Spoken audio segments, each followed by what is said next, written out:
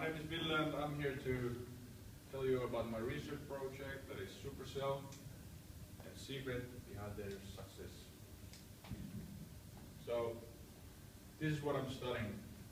2010 had 0 revenue. 2011 had 3 million revenue. 2012 101 million, and this is the interesting part. What happened here? So 892 million, almost billion in 4 years. I think that's pretty amazing. So I'm going to tell you about Supercell. It was founded in 2010. The headquarters are in Helsinki, Finland. Key people is CEO Ilkka Paananen, and as Supercell goes, they think everyone is important, so there should be every employee, really. And products they have, Class of Clans, Heyday, Boom Beach, and employees roughly about 150. So it's can be considered to be a really small company, considering they almost make $1 billion revenue. And parent company is SoftBank, that is a Japanese company. So I evaluated the revenue growth from 2012 to 2013, and I had 2 Supercell employees fill out my questionnaire, and I used academic articles like Forbes, Guardian, Business Weekly, and etc. And evaluating these 2, I can make my own conclusions how Supercell achieved their massive revenue growth. All right. So primary goal was to get face-to-face interviews. Didn't work out, but at least I managed to get 2 employees to fill out my questionnaire, and it had 15 questions. This helped me a lot. I think this was better than nothing. At least I got some primary data, but you know, bummer I didn't get the face-to-face because it's much better. Because you can control the flow of the conversation. Questionnaire is just they put info there, and in conversation you can just get more out of it. So it was difficult to find academic articles through the young age of the company. As I said, it was founded in 2010. But I want answers to these 3 questions. First of all, how Supercell managed to grow so fast? What was their strategy? How will they remain to be successful in the future? Those were my main questions I wanted answers.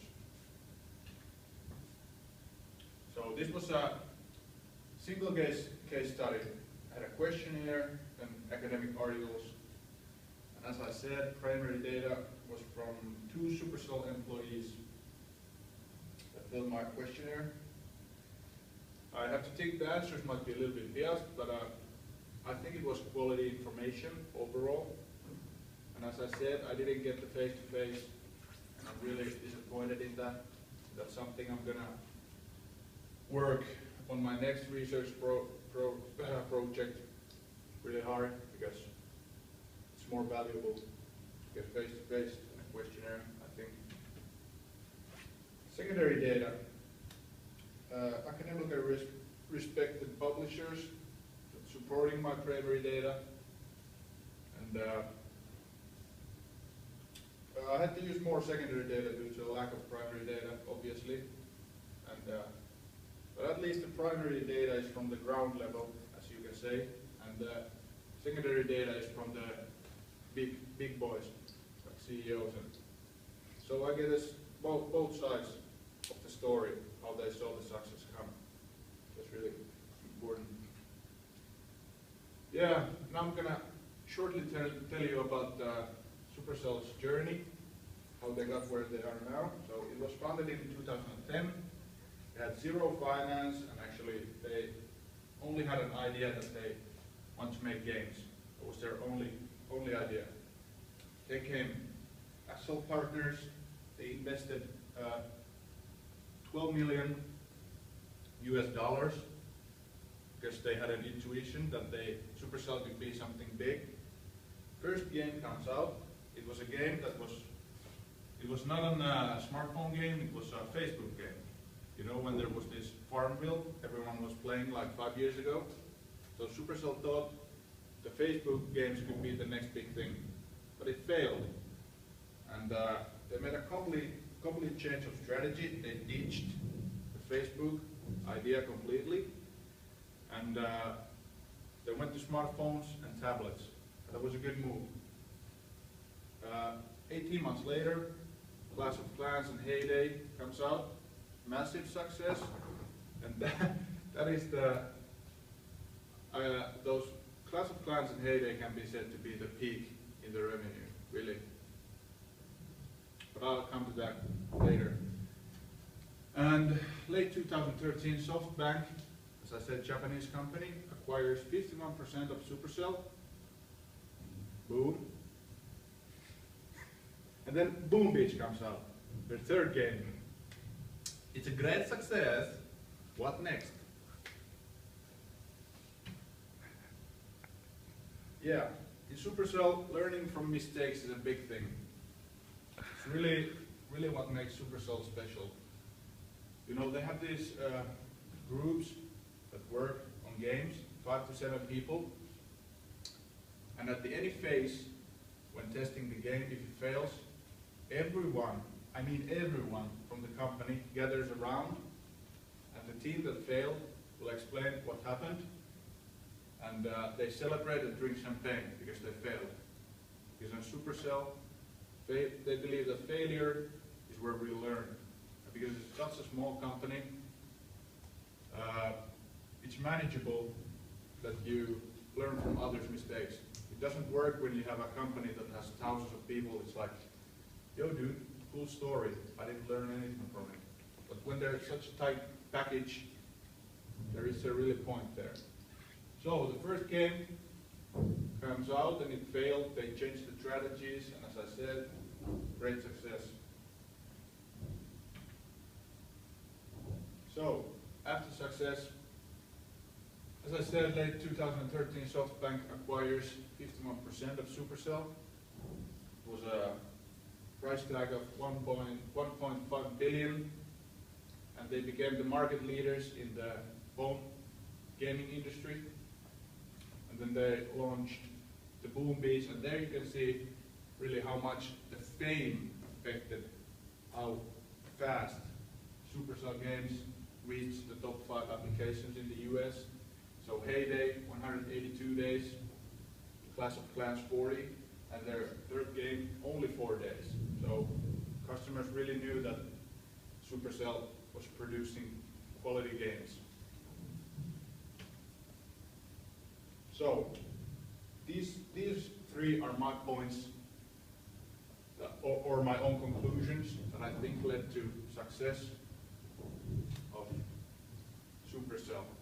So first, people, then product, and thirdly, the environment. Money is not the reason we come to work each day. We come to work excited to create games with amazing people. We view the results as validation for great work that our team has done. And we believe that the best people create the best games. And if you have talented people working with you, of course you're going to get good results. And in Supercell, quality beats quantity. That's their motto. Some companies release 10 to 20 games a year. Supercell only releases 1 or 2 games a year. They really trust in the quality and the quantity, and that's the same with the employees. They really trust in quality, as I said. And the product. For a gaming company, your product is your everything. So produce quality games and you will be fine. And as I said, trust in quality, not quantity. And the Supercell games are free to play. And the structure of the game is like, it takes you only about a few minutes per session. works perfectly in the Western civilization. You know, when you have a break, you can take your mobile and just play for a few minutes and then come back later. Of course, you can play for hours, but that's not the point. And it's, as I said, it's free, but it's dependable on the micropayments that will make you addicted as you progress faster and so on. So you spend real money on digital goods. Is it ethical? Yeah, I think it is. At least you're responsible for your own money. If you use it on digital goods, that's fine. The difference is if a parent sees their credit card bill and it's like 3,000 and it's all from a 5-year-old son who doesn't really understand the problem, then it's not ethical. But Apple has made Apple has noticed this, and they've made a 1 million foundation of total of 100 million, sorry, that will give compensation to these families. So I think that's a really big number. So almost every time they are giving the money back, and about 28 million parents in the US was searching for that compensation. So yeah, and the environment, I think this is maybe the most important thing. And CEO Ilkka Parmanen is the mastermind behind this. As I said, the group work basically works as 5 to 7 people work their own game. Every group works for their own game. It's not like the whole company is working towards one game. No, there's many groups, and the groups work and create their own game. And once they think it's good, they pass it to another group. They test it. If they like it, it moves even to a bigger group. And if it's, then they make a soft launch in Canada. Because it has the same demographics as the US, but the stakes are lower. So that's where all these 3 games have come out. They make multiple games, but only a few of them get past those phases. And the organization structure is very flat. Everyone is on the same level. It's about equality, and everyone is treated fair and made feel important. And from the Supercell blog, I was able to find these photos, people going to get beer, and they really play like board games and stuff, play ice hockey, and they really try to create the environment as relaxed as possible. So, my winning formula for this: talented employees make good games. Superb environment make happier employees. So happier employees with excellent talent creates Supercell games. And as CEO Ilkka Parmanen said, little luck doesn't hurt. He really thinks Supercell had luck when they launched these games and learned from the Facebook mistakes and so on. So you need a little bit of luck also. Nothing lasts forever. The Supercell really needs now a new innovative game. Even the Boom Beach is said to be too much alike as the Clash of Clans. It's just different graphics, same method, same idea. So I really hope Supercell doesn't make the same mistakes as Rovio did, because they weren't able to change their strategies at all, and they was just thinking they were king of the hill, but reality check came and now they're doing really bad. So make changes if needed, and attack the Asian market with the help from SoftBank. Because SoftBank is a very big Japanese company with the revenue over 1 trillion. They really have the experience how to make games in Japanese and overall Asian markets, so use their advices. And I would say maybe hire more international talent to get new fresh minds and think and make good games again, because the problem can be that Supercell is too small. It's their structure, but when they're too much of thinking with the old habits. There maybe might be some new, fresh minds to think outside the box. That's what I think. So, can everyone remember when was this Angry Birds boom? It's going to be the next Nokia. Well, look at this. It's pathetic compared to Supercell. And this is even more impressive. But I don't want to study that because it's not a Finnish company. And here you can see Rovio not doing so well, but Supercell doing excellent. And but King and Supercell both have problems that they have hard time creating new games. They're stuck with their old method. You know, King has the Candy Crush Saga.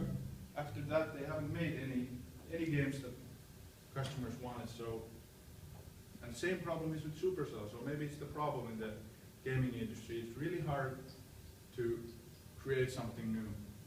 So that's why I think they need fresh minds from international talents. So to summarize it, I really think CEO Ilkka Paananen is a very good CEO. You know, from 0 to 892 million in 4 years is amazing. Supercell hires the most talented people they can find. Yes, they use the group work system, and they learn from mistakes. They create relaxed and enjoyable environment. They create addictive and fun games. That's success. That's what I think.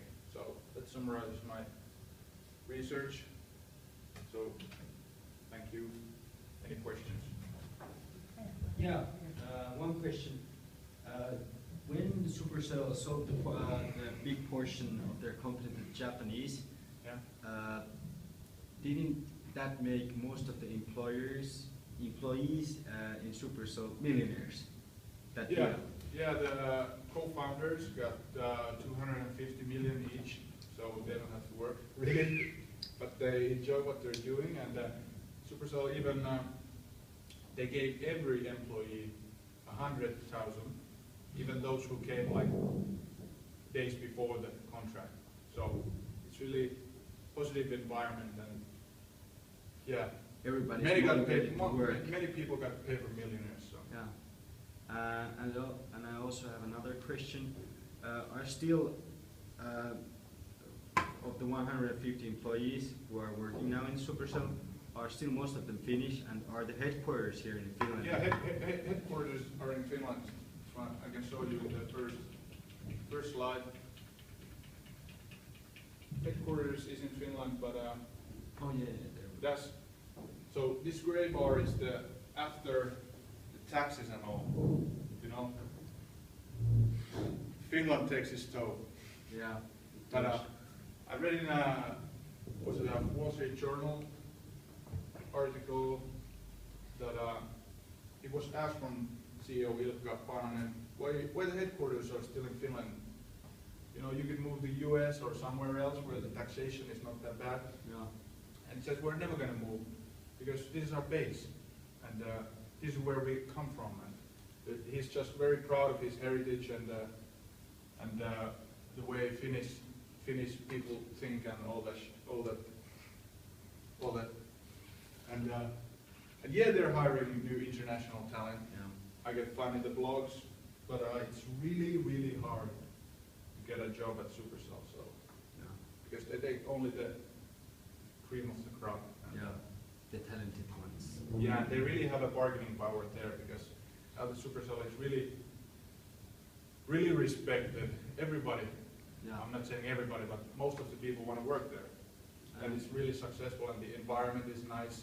So What did they get, this cream of the crop? Where did they find it? there was a girl from It's talk about Finnish employee, and I'm not sure. But Finland has only 1 million. but people. Finland has been known for good quality gaming engineers and designers for a long time, like over 10 years. So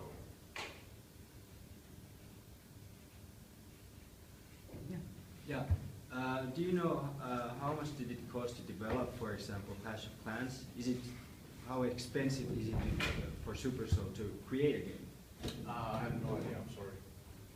It was really hard to find the information about that. So, but It's probably information that you can't get into without, having contact. I don't think they will tell you how Yeah, much it takes. that's probably We sell company that. secrets.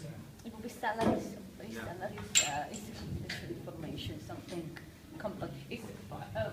It's not listed in stock exchange, is it? It's a private company, is it? Yeah. So if you're private, you're not obliged to release information, confidential information, yeah. Do you have any question? Yeah, Ville, excellent presentation. Thank you. Is it foreseeable that in the future Finland could have another Supercell, or is the success of Supercell something that only happens once in 100 years? What do you think? Finland had Rovio, and now they have Supercell. So I believe Finland is a really good place for this sort of companies, with high tech. I really think Finnish schools are good for that, and I believe there will be something even bigger than Supercell.